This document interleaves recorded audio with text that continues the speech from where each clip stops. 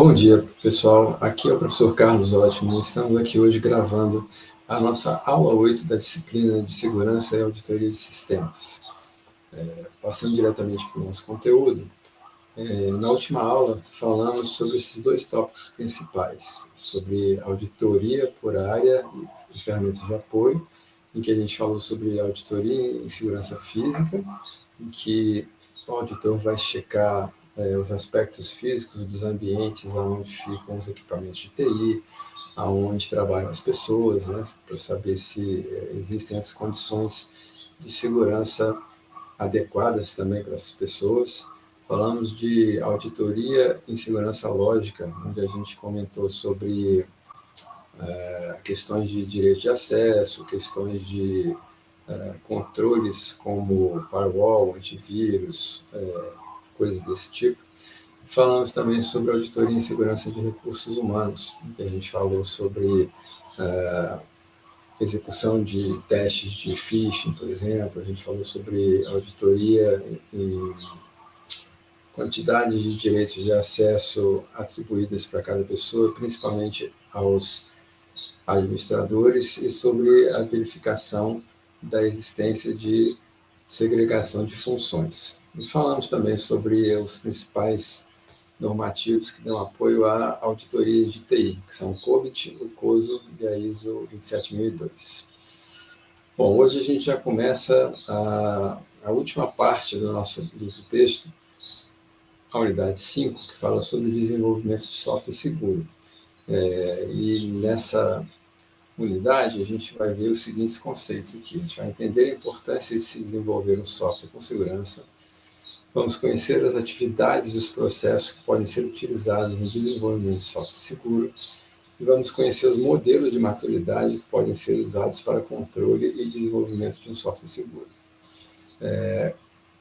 Essa unidade vai nos consumir 2 aulas, e na aula de hoje a gente vai falar sobre os seguintes tópicos aqui.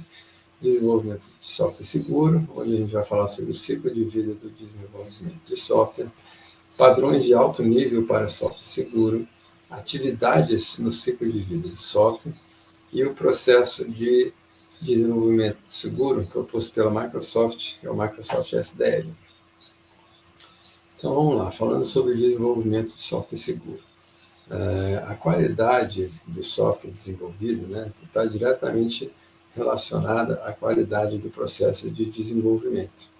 E por isso a gente vai ver aqui nessas próximas 2 aulas quais são os cuidados que se tem que ter para que uma empresa, uma entidade, estabeleça um processo de desenvolvimento de software que leve à qualidade e à segurança do software produzido. Ou seja, a busca por um software de maior qualidade passa necessariamente pela melhoria nesse processo de desenvolvimento. E a melhor maneira de se desenvolver um software seguro é incorporar a segurança desde o início do desenvolvimento de software, em um conceito que se chama Shift Left. Shift Left é você mover os cuidados com segurança para o início do processo. Quando a gente lê da esquerda para a direita. Então, o início estaria à esquerda. Shift Left é mover à esquerda. Então, o conceito é esse. Quanto mais cedo você começar a pensar em segurança, menores vão ser seus custos para implementar a segurança no seu software e mais seguro também o seu software vai ser, porque você pensou em segurança desde o princípio. E também, quanto mais cedo forem identificadas as vulnerabilidades que eventualmente você inseriu no seu software por práticas ruins de codificação, por exemplo, menores serão os gastos nesse projeto de software. Bom, conceitos importantes aqui, os níveis de segurança que se exige para diversos softwares diferentes, eles variam de acordo com os clientes. Por exemplo, um software para uma banca de jornal é bem mais simples do que um software para lançar um foguete, por exemplo. São níveis de segurança bem distintos, são requisitos de segurança bastante distintos. E por conta disso é necessário que se adote padrões de codificação, normas e manuais de segurança, a fim de que se possam evitar erros no código-fonte, além da etapa de testes, porém isso tudo é padronizado para os requisitos do cliente específico. Então, você não vai ter o mesmo gasto com a segurança de software para escrever software para uma banca de jornal, que você vai ter para escrever software para lançar um foguete ao espaço e voltar mantendo todos os astronautas vivos, né? Então, esse padrão, esse processo de software tem que ser adaptado ao nível de segurança requerido pelo cliente, pela empresa. Bom, vamos falar aqui agora sobre boas práticas para o desenvolvimento seguro. Basicamente, são esses 5 tópicos principais que a gente vai desenvolver ao longo das nossas aulas, dessa nossa aula. Então, primeiramente, a gente tem o gerenciamento do código-fonte. Não basta que o desenvolvedor desenvolva um código-fonte na sua máquina e armazene esse código-fonte do jeito que ele quiser, numa estrutura de pastas locais, que muitas vezes nem ele mesmo se lembra aonde ele guardou esse código que ele escreveu. Então, é usual, é boa prática que se use um software gerenciador de código-fonte e de versionamento de código-fonte. O que se conhece mais hoje em dia é o Git, né? Assim, muitas empresas usam o GitHub ou o GitLab, e realmente é boa prática. Ali as equipes conseguem compartilhar e colaborar para a escrita de um mesmo software, né? De forma controlada. Além disso, é importante que se use padrões de código seguro e checklists. É bastante conhecido no mercado, podemos dizer que é um checklist, chamado de OWASP Top 10, que é uma lista dos 10 principais riscos aos quais os softwares estão expostos hoje em dia. E essa lista traz um conjunto de boas práticas para que o seu software não inclua os erros que levam a esses 10 riscos principais. Então, é útil que se use padrões como o OWASP Top 10. A OWASP tem listas de os 10 mais para outros ambientes também, então tem o Top 10 para código de aplicativos móveis, tem o Top 10 para desenvolvimento de APIs, né? Então, tudo isso são fontes de boas práticas para que você escreva software seguro. É interessante também que se use um processo de integração contínua. O que é esse processo? Você tem diversas pessoas escrevendo pedaços de software, componentes de software, que vão compor um software maior, o produto final. E a integração é a junção desses diversos componentes escritos pela sua equipe em um produto final. Existem softwares que se especializam nessa integração contínua. Se dá o nome a isso de esteira de integração contínua. Então, ela é que cuida, por exemplo, das tarefas de compilação dos diversos módulos que compõem o software. Essa parte de baixo, esse tópico de baixo, que é a parte de testes, essa esteira também automatiza os testes que podem ser feitos sobre o software, e ao final, essa esteira de integração, ela também cuida da parte de implantação do software no ambiente final, no ambiente onde o software vai ser executado, se for um software escrito para a sua própria empresa, ou onde o software vai ser distribuído, caso você desenvolva software que vai ser comprado ou usado por outras empresas e vai ser baixado, vai ser feito download desse software a partir de uma página web, de um site web, onde você disponibiliza esse software. Realização de testes, a gente vai ver que existem diferentes tipos de testes que podem ser feitos para garantir que o software seja seguro. E depois de feitos esses testes, eles vão achar os bugs, as falhas de software, então você precisa gerenciar esses bugs encontrados e corrigi-los. Bom, falando sobre o ciclo de vida de desenvolvimento de software. O modelo de ciclo de vida, ele organiza as atividades de desenvolvimento de software e provê um framework para monitorar e controlar o seu projeto de construção e operação. Ou seja, o ciclo de vida, ele vai documentar, ele vai determinar quem faz cada uma das funções dentro do desenvolvimento do seu software. Então, vai determinar quem são as pessoas que escrevem software e como elas fazem isso, determinar como e quais tipos de software, de testes de software vão ser feitos, e assim por diante, né? Então, é importante que uma empresa tenha o seu ciclo de vida de desenvolvimento de software definido e documentado. É essencial indicar atividades de segurança de software a serem aplicadas entre as fases do ciclo de vida das aplicações. A gente vai ver um pouco mais à frente de quais são essas atividades. E é importante também que seja feita a identificação, a implementação e a validação de técnicas que impossibilitem a exploração de vulnerabilidades na operação do software. Existem várias técnicas, né, desde um projeto de software que leva em conta uma arquitetura segura, passando pela codificação segura desse software, né, e usualmente também a implantação de controles de segurança até externos ao seu software, como firewalls, como Web Application Firewalls, que venham a colaborar, a somar para a segurança da operação do seu software. Bom, ciclo de vida de desenvolvimento de software. Basicamente, é composto por 4 fases. Isso aqui é uma figura que a gente traz do nosso livro-texto. Primeiro você vai ter a parte de análise, na figura está em inglês aqui, análises, que é quando os engenheiros de software vão fazer uma análise da demanda do cliente, a demanda para que se quer escrever aquele software.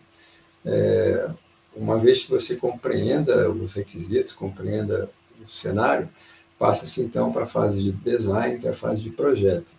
Então aqui você vai definir, você vai desenhar qual vai ser a arquitetura do seu software, se vai ser um software escrito em ambiente web, se vai ser um software escrito de forma cliente-servidor, que é uma arquitetura que não se usa mais, se vai ser um software baseado em microserviços ou não. Então é nessa fase de projeto em que você toma essas definições. Depois que se definiu qual vai ser a arquitetura do software, né, como o software foi projetado, você passa para a fase de implementation, que é a fase de implementação. É a fase onde efetivamente os desenvolvedores vão codificar o seu software. Aqui vai ser escrito em linguagem C, ou linguagem Java, ou JavaScript, TypeScript. A empresa vai decidir qual é a linguagem que vai ser usada para o desenvolvimento daquele software. E por fim você tem a fase de teste. Aqui tem tantos testes funcionais, em que uma equipe vai fazer teste para ver se o software funciona da forma esperada, mas como também você vai ter os testes não funcionais, dentre os quais se encaixam aí os testes da segurança do software. Você vai ter um time que vai passar esse software por uma série de testes de invasão, por exemplo. Tem os testes automatizados também, que a gente vai ver aqui na nossa aula, para tentar identificar falhas de segurança no software que foi desenvolvido. O levantamento e o desenvolvimento de checklists com os controles a serem aplicados pode auxiliar a incorporação de práticas de codificação defensiva ao longo da construção das aplicações. E o que é esse conceito aqui de codificação defensiva? É o conceito de você já buscar ao máximo escrever o seu software de forma que esteja livre de falhas de código, de forma que você não escreva um software inerentemente inseguro. Existe uma série de boas práticas para isso, e é importante que se use essas boas práticas na escrita desses softwares. O tratamento dos aspectos relacionados à segurança do software não necessariamente representa um aumento do custo no seu ciclo de vida de desenvolvimento, tendo em vista que corrigir problemas e falhas desta natureza custam mais depois de você ter o seu software pronto e em produção do que se você faz isso desde o princípio.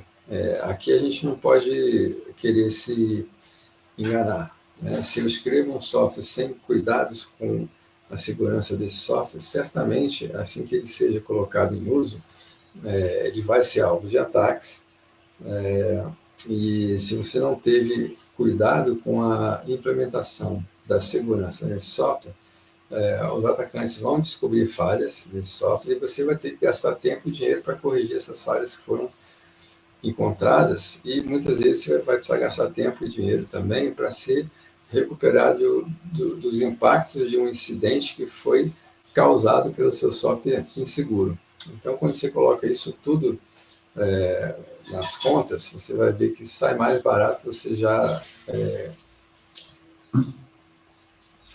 tomar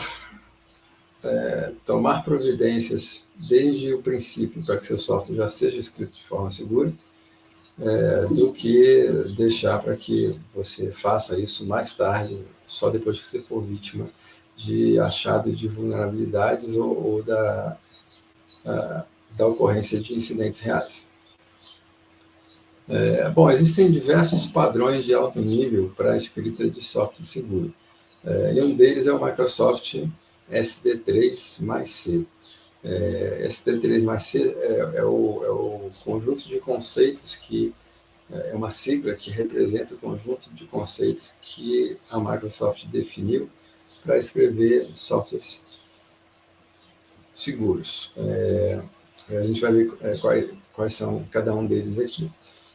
Primeiro é que todo software ele tem que ser seguro por design, seguro por projeto.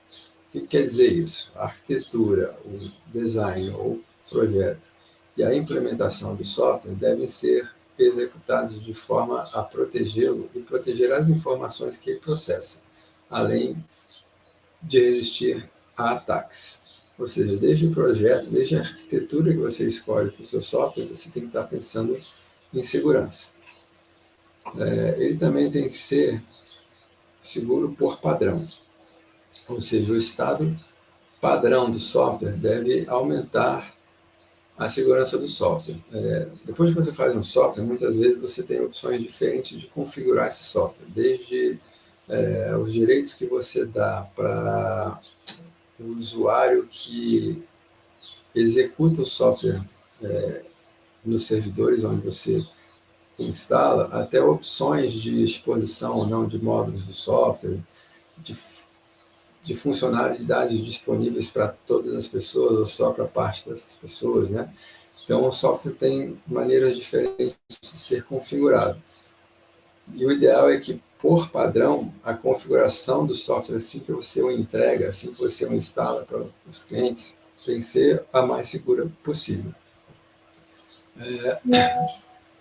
As configurações mais inseguras do software, muitas vezes elas têm que ser uma opção para o cliente, mas o cliente tem que ser informado disso, né, e assim que ele ativa cada uma das configurações que tornam o software um pouco mais inseguro, ele tem que estar ciente desses riscos. Então, a gente traz aqui três tópicos principais para que se pense nisso, né? Quando você instala um software, essa instalação tem que ser feita sobre o privilégio mínimo necessário para que aquele software rode.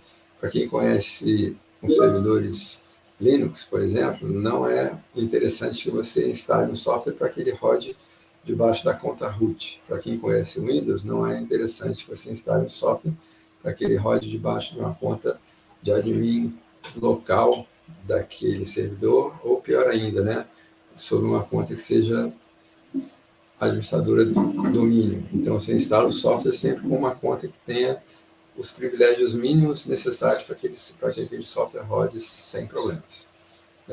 Serviços e recursos que não sejam necessários devem estar desabilitados. Então, quando você pensa em um software de escopo mais amplo, como o próprio Linux ou Windows, por exemplo, é útil que você desabilite todas as funções nativas do Linux ou do Windows, mas que não vão ter uso na operação diária do servidor que você está ali instalando. Isso vale para qualquer outro tipo de software também. Sempre que você tem módulos que podem ter uso ou não de acordo com a demanda do cliente, você desabilita os módulos que não vão ter uso sob o ponto de vista de um cliente específico. E as configurações padrão devem privilegiar a segurança. Existe ainda o conceito de seguro na implantação, ou seja, o software deve conter ferramentas e orientação que ajudem os usuários finais e os administradores a usá-lo com segurança.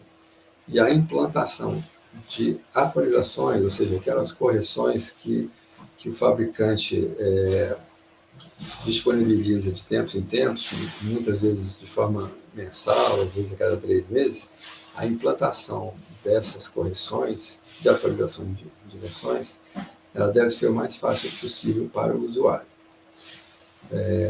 Temos aqui, por fim, o princípio de comunicação, ou seja, deve haver um canal entre a equipe responsável pelo software e os usuários desse software para que essa equipe receba informações sobre vulnerabilidades descobertas nesse software. Dessa forma, a equipe passa a ter ciência desses achados e pode, então, agir para corrigir esses softwares. E assim que essa equipe corrija essas falhas encontradas, ela deve ter uma comunicação clara com os clientes, informando aos clientes todos sobre as vulnerabilidades que foram descobertas e as correções que foram implementadas para essas vulnerabilidades. Bom, passando aqui pelo conceito de SD3C da Microsoft, então são conceitos de alto nível para que você implante e mantenha, você desenvolva, implante e mantenha o software de forma segura. E a gente vai passar aqui agora, de uma forma um pouco mais detalhada, as atividades que existem no ciclo de vida de um software.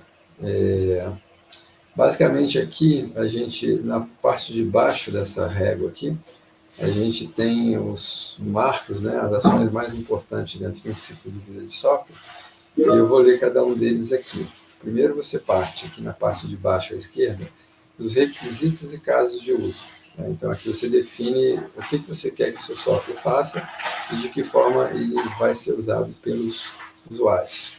Você parte para a fase de projeto, depois você faz seus planos de teste, depois então você codifica o seu software, executa os testes e você vai ter os resultados dos testes, e por fim você vai ter os feedbacks do campo, ou seja, do uso real do software pelos clientes que o implantaram ou o adquiriram, né? Então você tem esses grandes marcos aqui. Você tem algumas atividades aqui em cima que são feitas entre esses marcos. Então, assim que você desenha os requisitos dos casos de uso, se define também os casos de abuso, ou seja, você começa a imaginar e documentar quais são as formas maliciosas que um usuário malicioso também pode tentar usar o seu software. A partir desses casos de abuso, você especifica também requisitos de segurança, e aí, logo antes da fase de projeto, você faz uma análise de riscos a partir desses casos de abuso e requisitos, e depois que você projeta, você faz uma outra análise de riscos para perceber quais os riscos iniciais o projeto conseguiu mitigar simplesmente pela arquitetura que você definiu, por exemplo, e quais são os riscos que permaneceram. Nos planos de teste, é útil que você, sempre que a sua empresa possa, né, tenha uma revisão externa desses planos de teste e depois você faça os testes de segurança do seu software baseados em risco. Você tem aqui quais são os riscos residuais aos quais o software está exposto depois que você fez o projeto desse software, e você vai fazer os seus testes baseados nesses riscos. Você foca primeiro nos riscos mais críticos, e vai vendo se você conseguiu mitigar esses riscos mais críticos e vai descendo então para os riscos menos críticos. Depois você codifica e aí você começa a fazer alguns testes já sobre o software que foi escrito.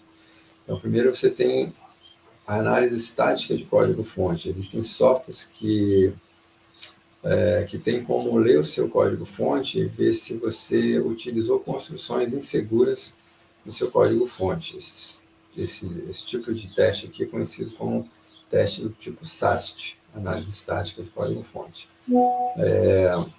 Depois que você fez os testes do tipo SAST, você tem os resultados do teste e você vai avaliar os riscos dos achados que foram percebidos por esse teste. Muitas vezes aqui você já corrige uma série desses achados, é claro. Depois que você chega a um nível que você considera ok para o seu software, você vai então fazer testes de penetração, ou seja, você construir um software que você acredita que está seguro e você vai então pedir para que hackers éticos, por exemplo, façam testes e tentem invadir o software que você construiu. E por fim você tem um feedback de campo, onde os clientes vão te reportar eventuais brechas de segurança que foram percebidas no seu software. E isso tudo aqui realimenta esse ciclo de desenvolvimento de software. A partir de brechas que você tem, você vai, de novo, repensar os requisitos, casos de uso, repensar o projeto, fazer novos planos de teste, assim por diante. Então, isso aqui é um ciclo de atividades, né? Ou seja, ele não tem um final, né? Enquanto o seu software está em uso real, você precisa exercitar e executar esse ciclo de vida aqui. Casos de abuso, o que são? Né? Casos de abuso são uma forma de usar uma funcionalidade que não é esperada pelo desenvolvedor, permitindo que um atacante influencie a funcionalidade ou o resultado do uso da funcionalidade com base na ação ou entrada do atacante. Essa aqui é a definição de casos de abuso feitas pela OWASP. A gente tem aqui um pequeno esquema gráfico que define como você imagina os casos de abuso, né? Então, aqui no centro, nessa parte mais escura, a gente tem a frase Definition of the list of abuse cases for feature, ou seja, você define uma lista de casos de abuso para uma certa funcionalidade do seu software. E aí, como é que você faz isso? Você começa aqui no lado esquerdo, aqui, pela descrição da funcionalidade de negócio pela equipe de negócio. Então, essa equipe define, o meu software faz tais coisas. Depois disso, você tem uma equipe de pentest ou de segurança de aplicação que vai listar, então, as possibilidades de ataque contra cada uma das funcionalidades que foram descritas pela equipe de negócio. Depois que você fez aqui, você faz um score de risco sobre todos os tipos de ataque definidos, ou seja, é uma análise de riscos. Depois disso aqui, você vai fazer um filtro de ataques baseados no score de risco que você definiu, ou seja, você começa a testar aqueles casos de risco que você entendeu que eram riscos mais altos, e você vai descendo nessa lista até os riscos mais baixos. Requisitos de segurança. Nessa fase, toda a necessidade de segurança do software precisa ser mapeada para garantir a sua correta implementação.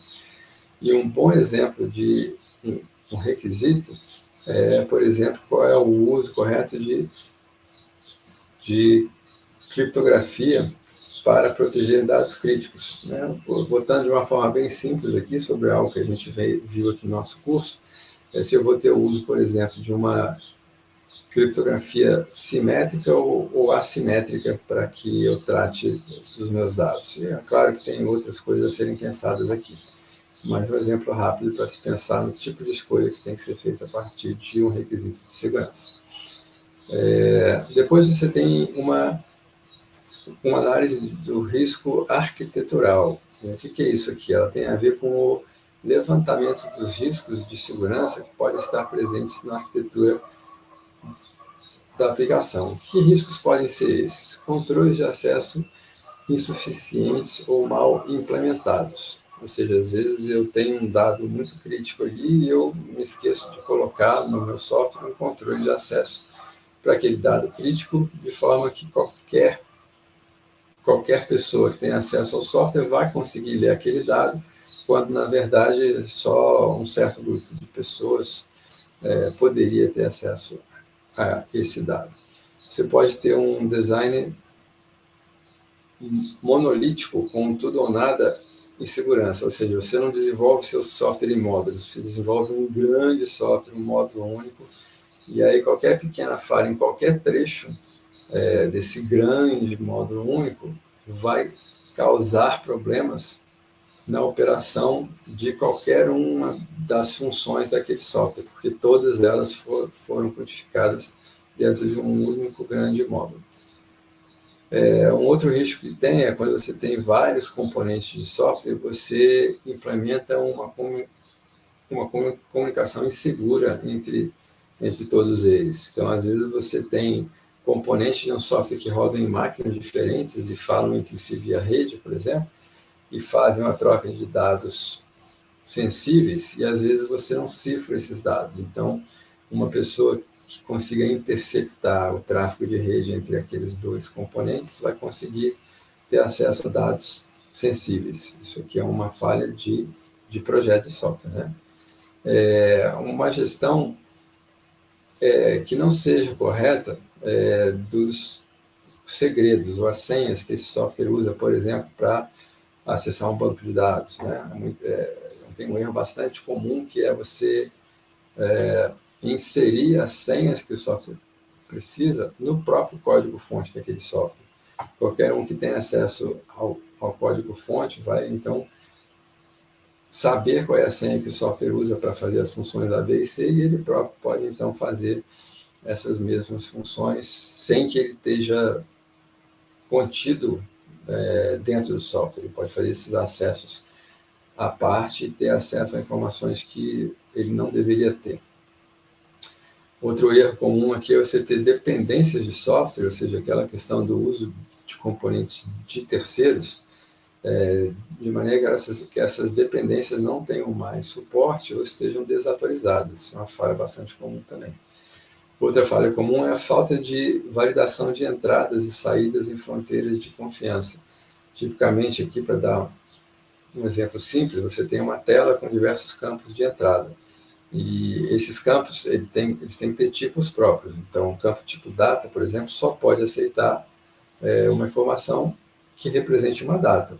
Se você não faz esse tipo de checagem, um atacante pode inserir ali um conteúdo diferente de uma data esperada, e esse conteúdo pode ser um comando para o banco de dados, por exemplo, que exclua todos os registros do banco de dados e assim vai. Esse é um tipo de ataque conhecido por SQL Injection. Então, você tem que validar todas as entradas e as saídas também, para que só entram e saiam dados dos tipos esperados.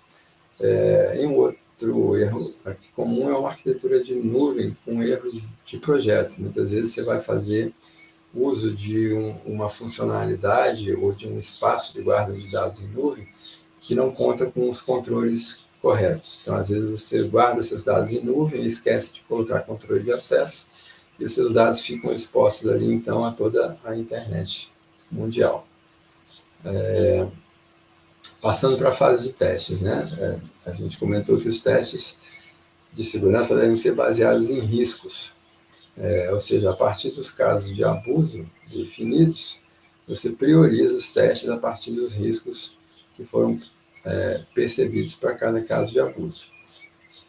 Revisão do código-fonte. Isso aqui é uma questão bastante interessante. Então, você tem que ter maneiras de verificar se os requisitos de segurança foram bem implementados no código-fonte que foi escrito, que as vulnerabilidades previstas nos casos de abuso foram tratadas.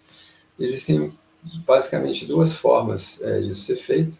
Você tem os testes automatizados, que são os testes do tipo SAST, que a gente comentou mais atrás, e você também tem as revisões manuais, que ganham o nome de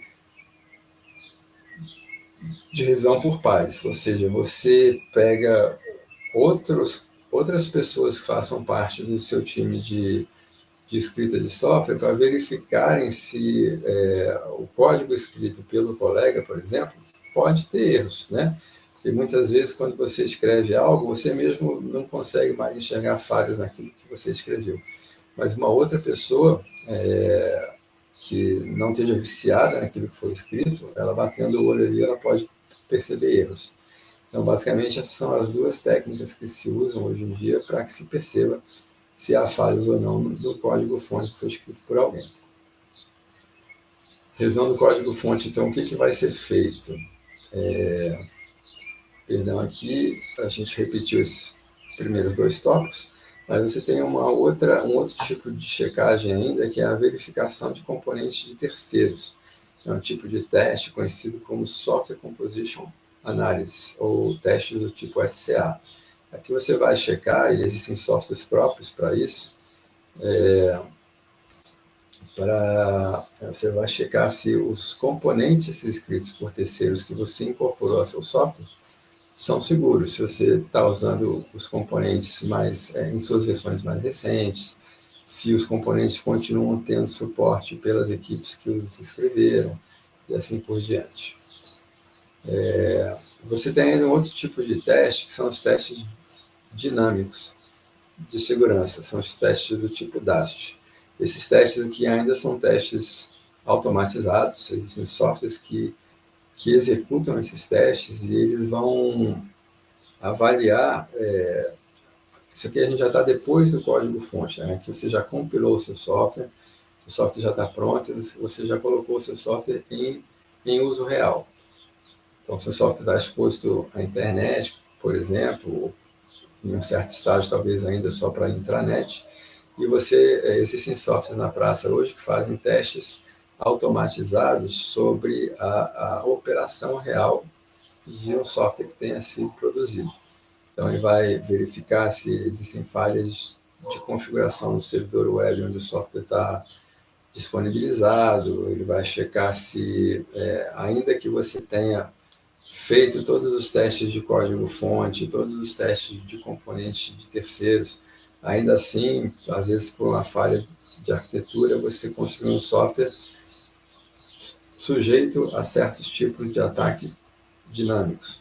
Então, esses testes aqui vão encontrar essas falhas de maneira automatizada. E, por fim, você tem os testes de invasão, que são os testes feitos por pessoas, por hackers éticos, vamos botar assim, que têm conhecimento de invasão de softwares. Então, você vai submeter o seu software, que já passou pelos testes do tipo SAST, já passou pelos testes do tipo SCA, já passou pelos testes do tipo DAST, aí você vai submeter o seu software a testes de invasão por pessoas especializadas nesse tipo de ação. A operação segura. Depois que você implanta o seu software, ele vai estar em uso real, você precisa instruir os usuários desse software sobre quais são as formas seguras do seu uso e responsabilizá-los também caso eles optem por adotar os comportamentos que não sejam corretos, né? Aqui a gente se lembra de quando a gente escreve a política de segurança da informação. Essa política ela tem que ter cláusulas ali que responsabilizem os usuários por comportamentos que eles saibam que são inadequados. Tá? E você também precisa manter os seus dados de forma correta e protegida para garantir que o atacante ou as atividades de ataque possam ser rastreadas assim que eles tentem fazer algum ataque. Então, aqui a gente vai falar sobre configuração segura dos servidores onde seu software está, sobre rotinas de backup, sobre a questão de log, né? É muito importante que se tenha logs ativos de todo tipo de ação que é feita no seu ambiente. Então, isso aqui compõe o que se chama de operação segura. Por fim, a gente chega aqui em um processo do ciclo de vida do desenvolvimento. A Microsoft também, ela própria, tem um modelo de ciclo de vida que ela chama de Microsoft SDL, que é o Software Development Life Cycle. E é composto por essas 5 fases aqui, que se parecem bastante com aquelas 4 fases que a gente colocou no princípio dessa aula. Então, ela tem a fase de requisitos, que é a fase onde você vai definir o que o seu software precisa fazer, a fase de projeto, a fase de implementação, a fase de verificação, que são os testes que são feitos sobre o seu software, e a fase de suporte e manutenção. Na fase de requisitos do Microsoft SDL, é uma fase em que você faz o plano inicial de como o seu software vai ser escrito e te oferecem uma chance importantíssima para que você crie desde o zero um software seguro. É a oportunidade para considerar como a segurança será integrada no processo de desenvolvimento, identificar os objetivos-chave de segurança e maximizar a segurança de software. Nesse instante aqui, a equipe precisa considerar como os recursos de segurança e as medidas de controle de seu software serão integradas com outros softwares. Ou seja, muitas vezes você faz um software que se comunica com outros softwares também.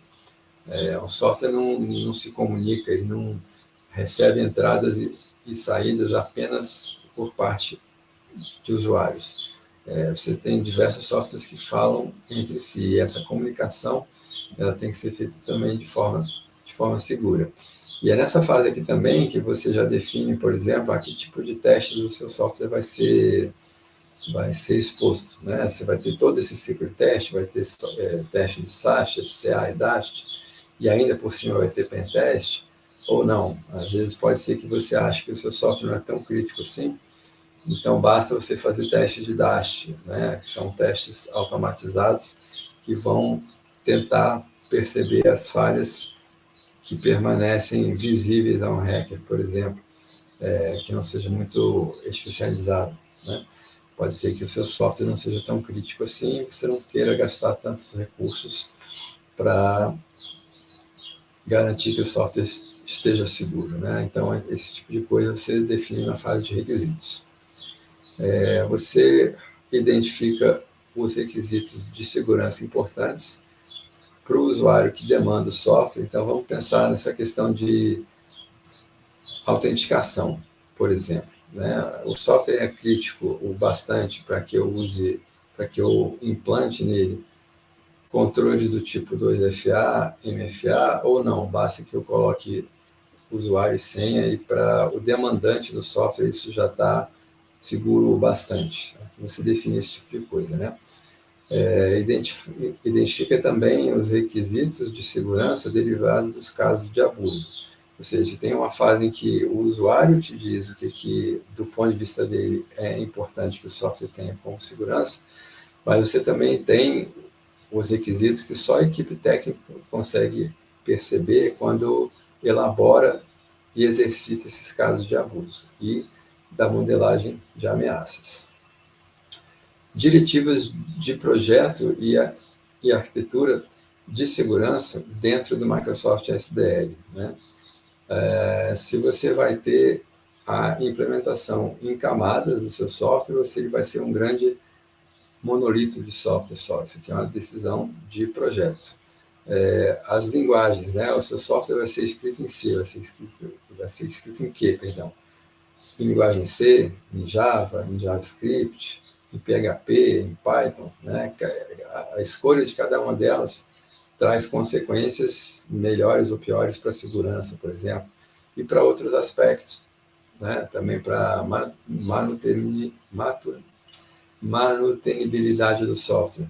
Se você escolhe escrever um software em C, C++, ou C Sharp, por exemplo, pode ser que você conte com menos pessoas especializadas em C para evoluir esse software depois. Talvez seja mais desejável que você escreva um software PHP, porque você vai ter uma equipe maior de pessoas que possa continuar com esse software no futuro, né? E essas escolhas, muitas vezes, entre manutenibilidade e segurança, às vezes elas têm um trade-off aí que tem que ser pensado pela equipe de projeto. A aplicação do conceito de direitos mínimos, né? Ou seja, quanto menos direitos o seu software tem, menos possibilidades ele tem de causar impactos no caso de um ataque. E, por fim, aqui a minimização da superfície de ataque.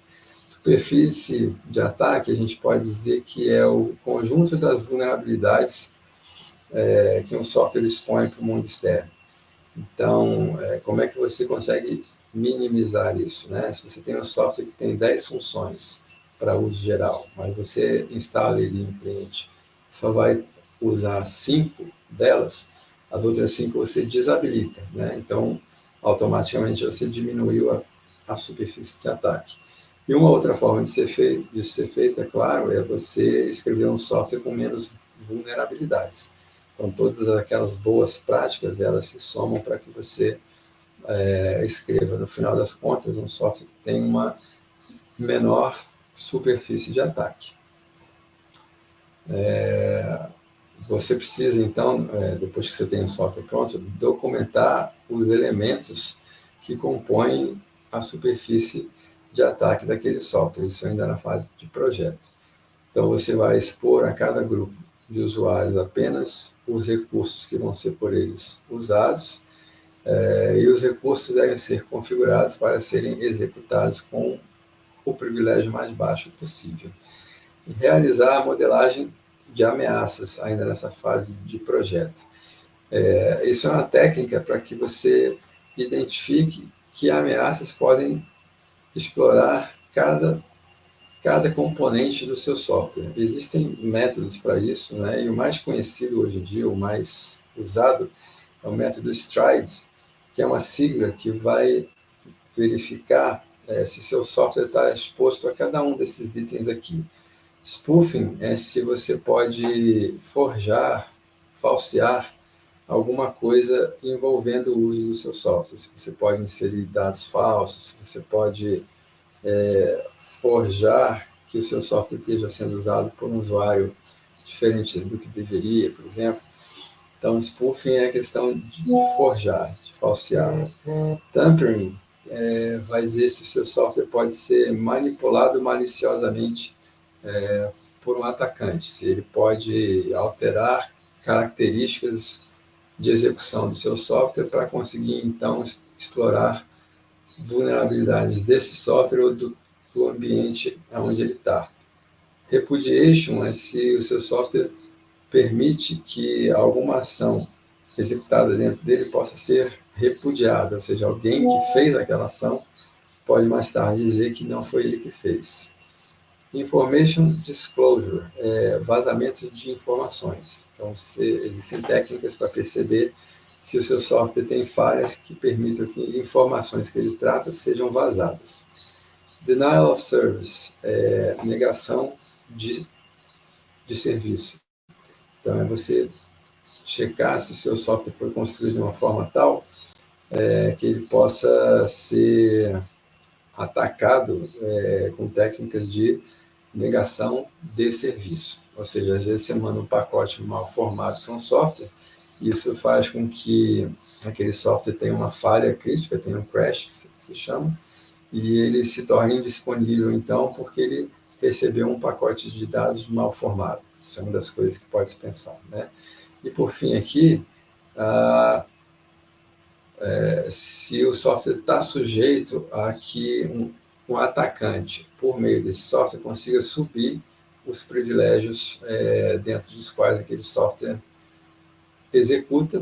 E, por exemplo, você diz que você instala um software dizendo que ele vai rodar sobre a conta teste, por exemplo, vamos dizer.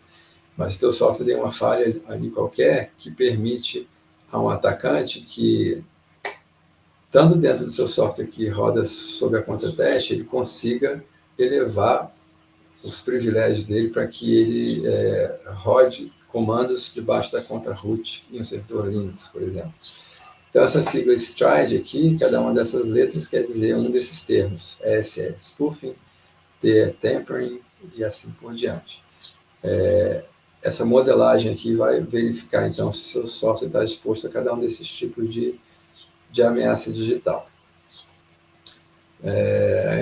Por fim, ele tem aqui a questão de definir os critérios de fornecimento complementares, ou seja, além de critérios básicos de segurança definidos pela sua empresa, é possível que determinados projetos de software tenham os critérios mais críticos, mais rígidos do que aqueles que são o padrão da sua empresa, né? Então, para aquele projeto especificamente, eu preciso colocar controles, componentes de segurança mais especializados, mais complexos do que aqueles que eu uso nos meus softwares de uma forma geral. Então, nessa fase aqui, você define esse tipo de coisa.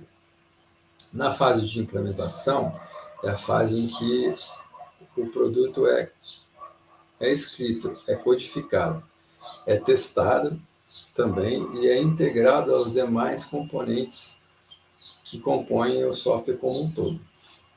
Aqui é onde você aplica os padrões de escrita de software, né? Ou seja, os padrões de codificação, padrões de testes também, é onde você aplica as ferramentas de testes de segurança, é onde você roda também os testes de verificação de código de análise estática e revisa o código por pares também. Tudo isso aqui na fase de implementação segundo o modelo Microsoft SDL. Na fase de verificação, é a fase em que seu software passa por testes de validação por parte dos usuários.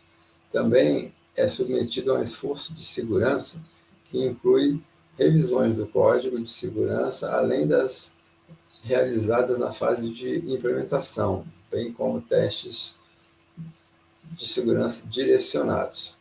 É comum que esse esforço seja realizado por equipes diferentes da equipe de desenvolvimento, equipes que sejam especializadas em segurança. Ou seja, uma questão importante para a gente colocar aqui é que a própria equipe de desenvolvimento, ela tem que se habituar a submeter os softwares que ela faz a uma série de testes que a gente diria não são tão complexos assim, que precisem ser rodados por equipes especialistas em segurança. Os testes do tipo SASH, SCA e DASH podem ser organizados e implementados, rodados pela própria equipe de desenvolvimento. E depois você passa para os pentests e coisas desse tipo, que são testes mais especializados, né? Então você tem essa segunda fase de validação. E a gente chega aqui à fase de suporte e manutenção. Ou seja, mesmo depois que você fez todos os testes na fase de implementação e verificação, vulnerabilidades são ainda descobertas em função do uso real do software. As equipes devem ter canais, então, para que as novas vulnerabilidades sejam reportadas e essas equipes devem ter também um processo para corrigi-las. E é importante que a equipe aprenda a partir dos erros, para que não os repita em futuros projetos. Esse último tópico aqui é super importante, né? A cada software que o seu time desenvolve, é muito importante que você tenha uma fase de lições aprendidas e que você, com isso, vá incrementando o nível de segurança e de qualidade, de uma forma geral, dos softwares que o seu time escreve. Então, se você, em um certo software, cometeu um erro de código, por exemplo, que gerou uma possibilidade de SQL injection, é importante que o seu time aprenda esse erro ali. Nos próximos projetos, você já desenvolva, o seu time já desenvolva software livre desse tipo de erro, né? Então, os testes de SASH, SCA e DASH, por exemplo, já vão passar a não encontrar em projetos futuros erros que foram achados em projetos atuais, né? A sua equipe precisa ir aprendendo e precisa já ir desenvolvendo softwares cada vez mais seguros. A gente viu aqui um modelo específico, que é o Microsoft SDL, e a gente viu que ele não se desvia muito das boas práticas genéricas que a gente viu no começo dessa aula. Então é isso, pessoal, é isso que a gente tinha para hoje. Espero que vocês aproveitem essa aula gravada, mas tendo dúvidas, encaminhem para a faculdade que a gente esclarece. Obrigado a todos e nos vemos aí ao vivo na última aula da disciplina, que vai ser a aula 9. Um abraço a todos.